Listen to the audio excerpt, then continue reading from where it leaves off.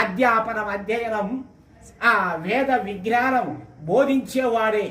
అంటే వేదాలను చదివేవాడు, చదివించేవాడు, యజ్ఞాలను చేయించేవాడు, చేసేవాడు, వీళ్ళందరూ ఈ నియమాలు ఉంటేనే వాడు బ్రాహ్మణుడు అవుతాడు, లేకపోతే బ్రాహ్మణుడు కాదు.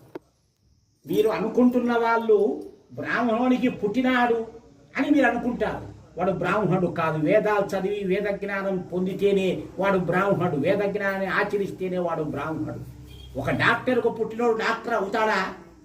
వాడు మళ్ళీ ఆ విద్య చదవాలి, అప్పుడే డాక్టర్ అవుతాడు. ఒక లాయర్కు పుట్టితే లాయర్ అవుతాడా? ఎట్లా అవుతాడు? కాబట్టి ఆ విద్య ఉంటేనే అవుతాడు.